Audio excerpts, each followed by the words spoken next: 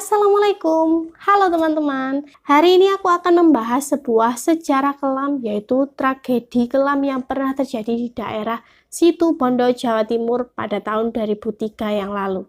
Jadi kurang lebih kejadian ini sudah terjadi 20 tahun yang lalu ya. Nah, tragedi ini terjadi pada saat siswa dan siswi SMK Yapemda 1 Sleman, Yogyakarta saat pulang dari acara study tour mereka di Bali. Nah, acara study tour yang seharusnya dipenuhi dengan rasa senang, bahagia, karena bisa jalan-jalan bersama kawan-kawan dan beserta Bapak Ibu Guru, malah berakhir secara tragis. Jadi, bagaimana kejadiannya?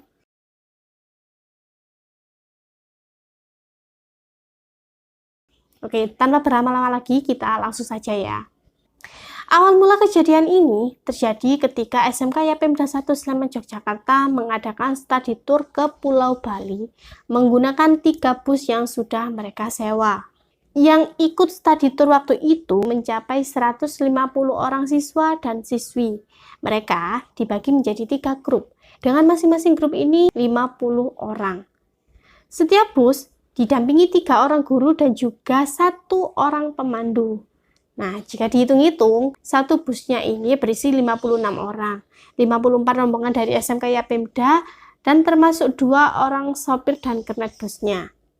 Nah, bus ini sebenarnya sudah dilengkapi dengan berbagai fasilitas ya, seperti AC, DVD player, dan juga toilet di dalam bis. Nah, terlebih lagi, semua sopir dan kernet yang mengantarkan siswa-siswi SMK Yapemda itu merupakan orang-orang pilihan yang notabene sudah berpengalaman dan tentunya sudah profesional. Nah, singkat cerita, hari yang ditunggu-tunggu untuk study tour pun tiba. Siswa dan siswi SMK Yapemda 1 Sleman berangkat dari Yogyakarta menuju Bali melalui jalur penyeberangan pelabuhan Gilimanuk. Namun, selama perjalanan tanpa alasan yang jelas, bus nomor 3 selalu mengalami kendala dan masalah. Sementara, bis nomor 1 dan 2 dalam keadaan baik-baik saja tanpa kendala apapun. Jadi gini ya, kendala pertama yang dialami bis nomor 3, bis yang terakhir sendiri ini adalah mengalami pecah pada bagian kaca yang membuat seluruh rombongan bis harus berhenti terlebih dahulu. Setelah perbaikan, mereka pun kembali lagi melanjutkan perjalanan menuju Bali. Terus, kendala kedua sebelum sampai di pelabuhan Ketapang Banyuwangi, atap bis 3 ini tersangkut teman-teman dengan kabel listrik yang ada di jalan. Dan lagi-lagi rombongan bis nomor 3 ini harus berhenti dulu. Entah gimana caranya waktu itu, kabel yang berada di atas atap pun harus ditarik terlebih dahulu, dan setelah berhasil ditarik, mereka pun bisa kembali lagi melanjutkan perjalanan. Dengan semua kejadian yang dialami bis nomor 3 ini, seolah itu kayak seperti pertanda buruk gitu loh teman-teman. Apa ya, dari awal sampai belum sampai di Bali, sudah beberapa kali mengalami kendala. Dan singkat cerita, rombongan pun akhirnya sampailah di pelabuhan Ketapang dan menyeberanglah mereka ke pelabuhan Gilimanuk menggunakan sebuah kapal. Nah, sesampainya di Pulau Bali, rombongan pun langsung menuju ke tempat-tempat yang memang sudah dijadwalkan oleh SMK Yapemda 1 ini. Mereka semua pun melakukan semua rangkaian study tour dengan senang, bahagia, dan lancar tentunya. Hingga akhirnya pada tanggal 8 Oktober 2003, dengan serangkaian acara yang sudah dijadwalkan tadi, ini semua sudah selesai, mereka semua pun balik lagi ke Yogyakarta melalui jalur yang sama, yaitu pelabuhan Gilimanuk ke Ketapang. Dalam perjalanan pulang ini, lagi-lagi bis nomor 3 dapat masalah. Dan di mana masalah ini sama seperti kejadian yang pertama, yaitu bis nomor 3 mengalami kacanya pecah lagi. Untuk kedua kalinya, nggak tahu juga ya, ini kaca bis yang bagian mana, sebelah mana yang pecah dan harus berhenti lagi. Nah, setelah perbaikan kaca selesai, bis nomor 3 ini kembali melanjutkan perjalanan, lalu menyeberang Selat Bali. Dan ketika bis ini berhasil lagi balik ke Pulau Jawa dengan selamat. Yang awal mulanya formasi bis nomor 1, 2, dan 3 waktu itu diubah menjadi urutan 1, 3, 2. Jadi bis nomor 3 ini ditaruh di tengah-tengah antara bis 1 dan nomor 2. Kenapa begitu? Mereka khawatir akan terjadi sesuatu lagi pada si bis nomor 3 ini. Karena sering terjadi kerusakan, mereka khawatir kalau diposisikan di belakang. Ya, takutnya nanti juga bakalan ketinggalan ya kalau mengalami kerusakan lagi. Nah, malam itu, perjalanan dari Ketapang menuju ke Yogyakarta berjalan dengan lancar. Sampai akhirnya menjadi lebih menantang di saat rombongan bis ini melewati sebuah tanjakan dan tikungan Jalan Raya Surabaya Banyuwangi, kawasan Banyu Glugur Situbondo, Jawa Timur. Menurut keterangan yang saya ketahui, jalur tanjakan itu memang terkenal sangat berbahaya dan seringkali memakan korban kecelakaan karena tikungan yang sangat tajam di sana. Ditambah lagi, jalur ini juga jauh dari pemukiman warga sekitar daerah tersebut, teman-teman. Nah, dalam perjalanan di jalur tanjakan malam itu, di depan bis rombongan ada sebuah mobil Colt Diesel semacam kayak mobil pickup ya. Rombongan bis ini memutuskan untuk menyalip si Colt Diesel ini. Jadi, ketika rombongan sudah berada di sekitar 3 km dari PLTU Paiton, bis nomor 1 dan nomor 3 menyalip mobil pickup tadi. Dan kemudian yang terakhir disusul oleh bis nomor 2. Namun, setelah bis nomor 2 ini berhasil menyalip, dari arah berlawanan ternyata ada sebuah kontainer yang berusaha menyalip kendaraan di depannya. Setelah kontainer itu menyalip, si truk ini melihat di depan ada tumpukan pasir di jalur sebelah kiri. Nah, karena kaget, si sopir truk ini langsung membanting setir ke arah kanan. Dan akhirnya dengan posisi bis nomor 2 yang tepat ada di depan truk kontainer ini, tabrakan pun tidak bisa dihindari lagi.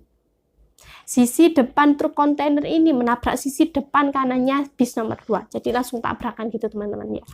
Terbayang nggak kalian gimana jika ada dua kendaraan besar yang saling bertabrakan pada lokasi yang sangat curam tadi? Oke.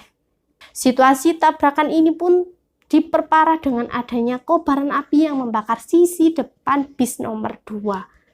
Orang-orang yang berada di dalam bus pun panik dan langsung berusaha lari menuju ke depan untuk keluar dari bus. Tapi sayangnya pada saat itu pintu bis depan ini nggak bisa dibuka sama sekali. Ya karena memang rusak parah ya, tertabrak truk dari depan tadi. Dan di tengah kepanikan, tiba-tiba mereka ditabrak lagi teman-teman dari arah belakang. Yang menabrak dari belakang kali ini adalah mobil pick up yang mereka salip tadi.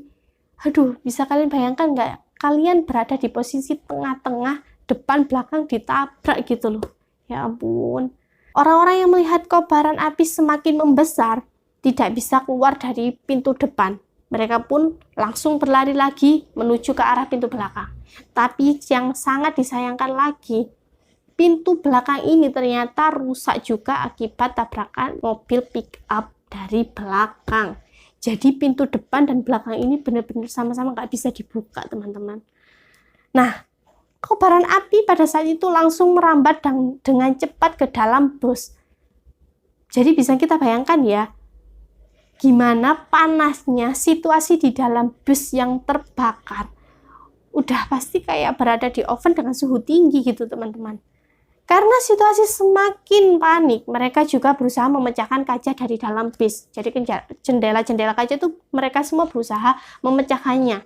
Tapi sayangnya usaha mereka semua ini gagal, tidak ada yang bisa dipecahkan kacanya. Karena kobaran api yang semakin membesar, bis nomor 2 tersebut terbakar habis sampai menjadi rongsokan teman-teman. Lalu bagaimana dengan orang-orang yang ada di dalam bus ini? Mereka semua terperangkap dan terbakar. Tidak ada satupun yang selamat. Dan tragedi ini dinamakan tragedi Paiton. Karena kejadian tragis ini lokasinya tidak jauh dari pintu PLTU Paiton.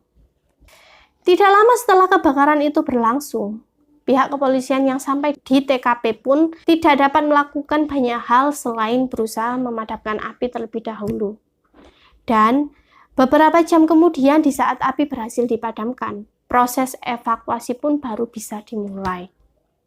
Waktu itu, polisi dan warga sekitar memerlukan kurang lebih 5 jam untuk bisa mengeluarkan semua korban. Karena kondisi jenazah para penumpang pada saat itu sangat sulit untuk dikeluarkan. Kebanyakan jasad-jasad mereka ini terlihat saling tumpuk-menumpuk di bagian pintu belakang bis. Banyak juga jenazah yang pada saat itu mengalami luka bakar yang sangat serius, teman-teman. Bahkan ada bagian tubuh korban yang hilang dan tidak ditemukan. Mungkin juga sudah menjadi abu dan benar-benar nggak bisa ditemukan lagi ya.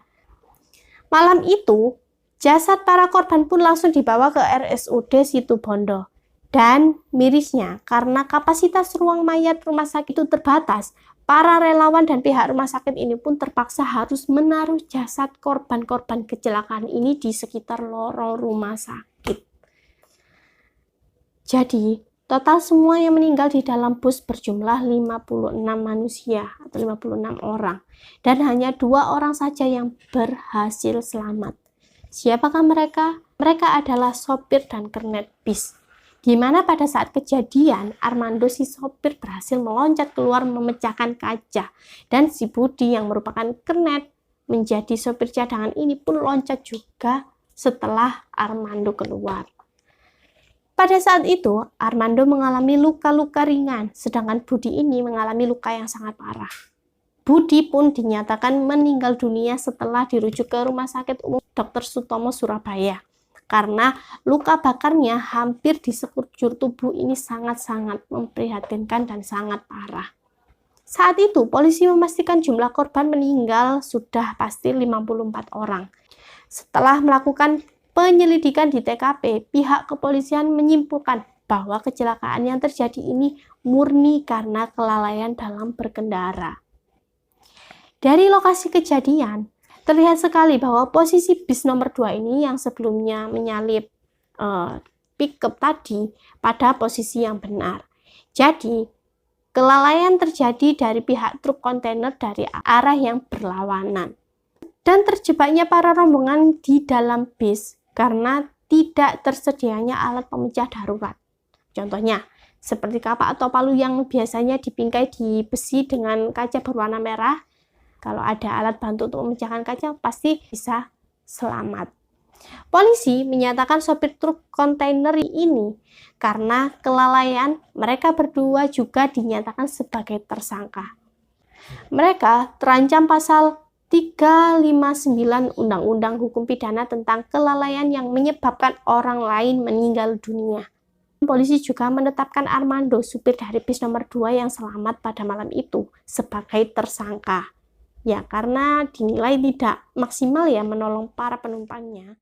Sedangkan untuk supir pickup yang menabrak mereka dari arah belakang, ini aku tidak tahu pasti ya apakah dia ini ditetapkan sebagai tersangka atau tidak. Setelah kejadian ini, proses identifikasi di RSUD Situbondo pun selesai. Jasad para korban dijadwalkan akan dikembalikan ke Sleman, Yogyakarta. Saat itu, berbondong-bondong ambulan pun mulai bergerak iring-iringan membawa 54 jenazah dari RSUD Situbondo, Jawa Timur ke Yogyakarta, Jawa Tengah.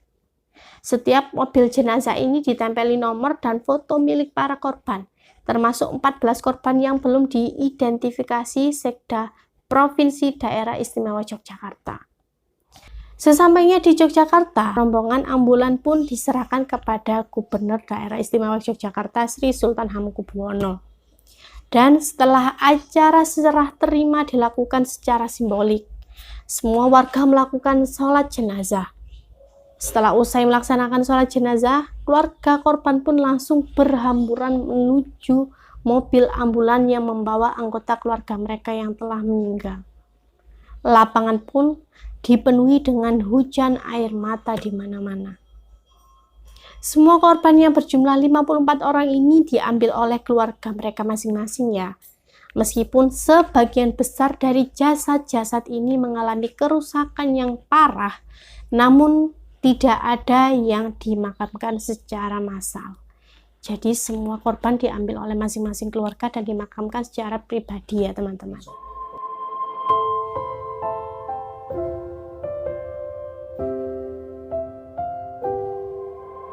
Oke, jadi itulah kisah tentang tragedi Python. Setelah kejadian ini pun, pemerintah langsung mulai mengeluarkan peraturan baru di mana salah satu peraturannya adalah pintu supir bis dihilangkan agar mengurangi peluang sopir bus ini lari dari tanggung jawabnya. Karena memang ya, keselamatan para penumpang juga tanggung jawab penuh dari supir bis ini. Selain itu, perlengkapan keselamatan bis juga ditambahi untuk bisa menggunakan pintu model otomatis dan juga pintu manual. Setiap bis diwajibkan memiliki pintu atap darurat. Nah, selain itu juga harus disediakan palu pemecah kaca dan juga alat pemadam kebakaran.